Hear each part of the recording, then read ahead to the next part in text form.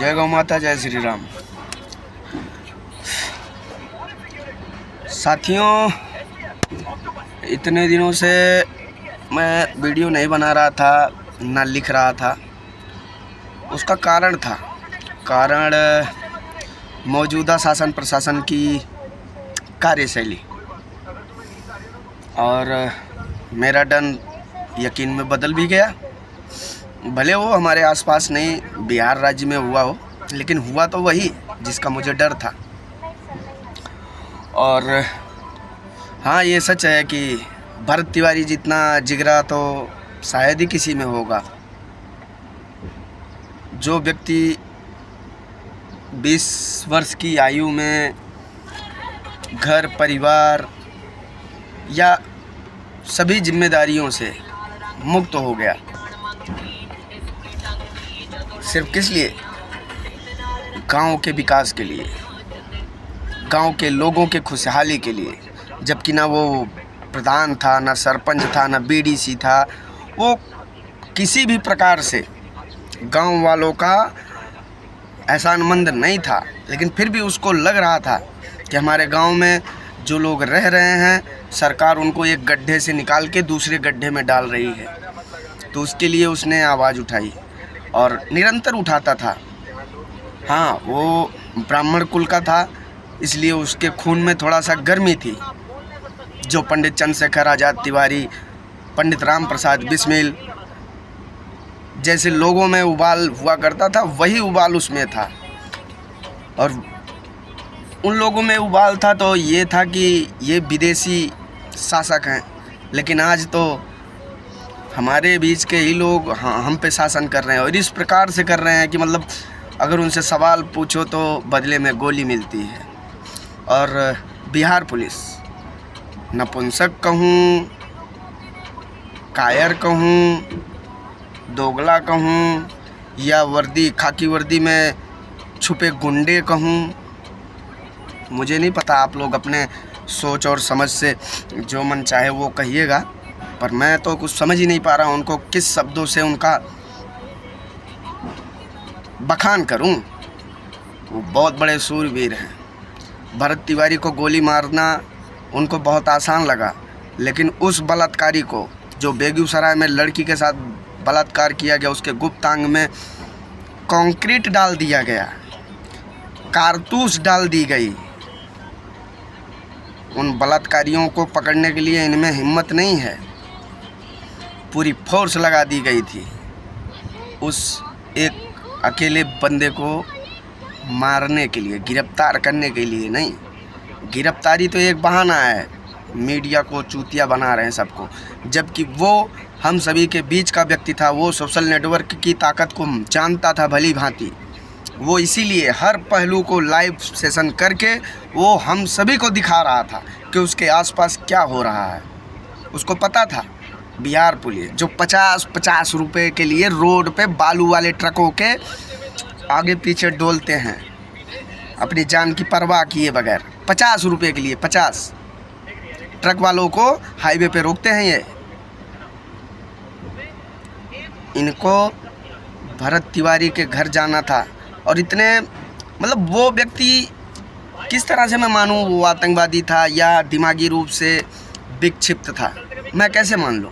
जो व्यक्ति हाथ में पिस्टल होने के बाद भी, पिस्टल में 9 राउंड गोली होने के बाद भी किसी को हानि नहीं पहुंचाया उसने। सिर्फ उसने पिस्टल इसलिए ले रखा था कि सामने वाला डरे। और वही बात थी, जब तक पिस्टल उसके हाथ में था कोई भड़ुआ चोद उसके आसपास नहीं आया, चाहे वो पुलिस वाला हो या फौज वाला हो, कोई नहीं आया। लेकिन जैसे ही उसने अपनी पिस्टल को, आखिरी राउंड एक गोली बचा था, उसने हवा में फायर किया, उसके बाद पिस्टल सामने पुलिस वालों को दे दिया, लो। और ये किसी के बताने की ज़रूरत नहीं है, ये सभी ने लाइव देखा है क्या हुआ था।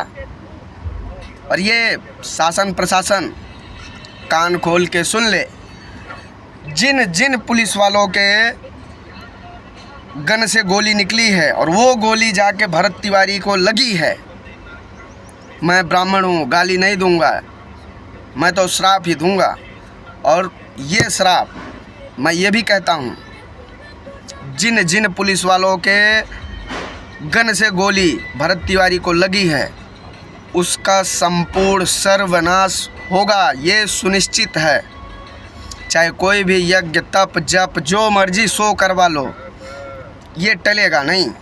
सर्वनाश, संपूर्ण सर्वनाश होगा, ये आप नोट करके रख लो। और वो क्या नाम है, मुरेठा चौधरी, इनको हम सीएम और इनको सत्ता में लाने के लिए हम लोग सोशल नेटवर्क पे काम कर रहे थे।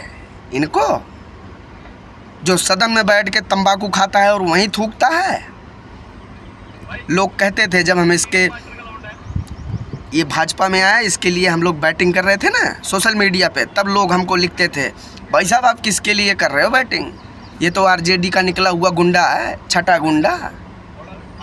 लेकिन हम वो सब हम लोग अवॉइड करके भी इसको सत्ता में लाने का प्रयास कर रहे थे और सत्ता में लाए भी। और सत्ता में आने के बाद मुरेठा चौधरी क्या बोल रहा, ऐसे ऐसे ऐसे।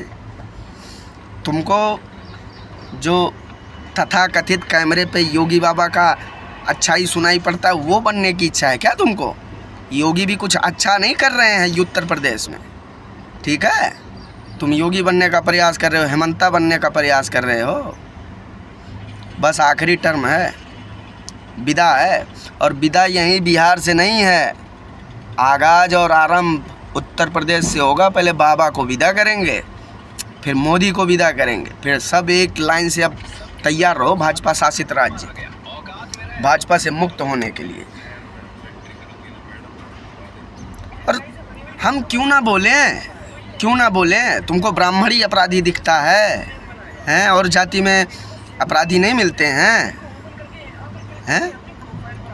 पूरे भारत के शासन और प्रशासन को कह रहा हूँ, सिर्फ ब्राह्मण ही तुमको अपराधी दिखते हैं। और सहन शक्ति है ना, ये पूरी तरह से ख़त्म हो चुकी है ब्राह्मणों की। ब्राह्मण समाज की नहीं कहूँगा, क्योंकि हमारे ब्राह्मण समाज में तो वो मनोज तिवारी भी आता है, हमारे ब्राह्मण समाज में वो तुम्हारा रवि किशन भी आता है, हमारे ब्राह्मण समाज में ही तुम्हारा वो क्या नाम है, जतिन नहीं, सीतापुर खीरी का वो नेता वो भी आता है, महेश शर्मा भी आते हैं। और बाकी तो देख ही रहा हूँ, यूजीसी ला के सीधा डाल दिए, अपराधी पहले से ही बना दिए।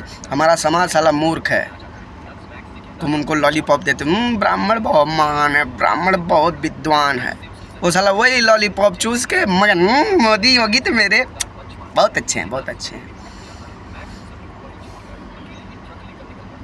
जल्दी इसका परिणाम आप लोग को मिलेगा, भुगतना तो नहीं कहूँगा, मिलेगा। बाकी आप इंतज़ार करिए, कर्म लौट के आता है तो आपका कहाँ से नहीं आएगा। अभी सरकार में हो, कल आप भी आओगे रोड पे, तो ये जो शासन प्रशासन का मदद लेके लोगों को करता है ना, आ जाओगे औकात में। कहाँ से आप लोग ये भाजपा को क्या ही कहें, मैं भी इसका समर्थक था, मैं भी इसका सपोर्टर था। मैं स्पेशल जब चुनाव आता था तो हम नौकरी छोड़ के 10-12 हज़ार की नौकरी मैं करता हूँ, ट्रक चलाता हूँ, तो नौकरी छोड़ के मैं जाता था गांव में, सिर्फ किस लिए, 14 में मोदी को लाने के लिए, 17 में बाबा को लाने के लिए। मतलब नौकरी छोड़ के हम लोग जाते थे गांव।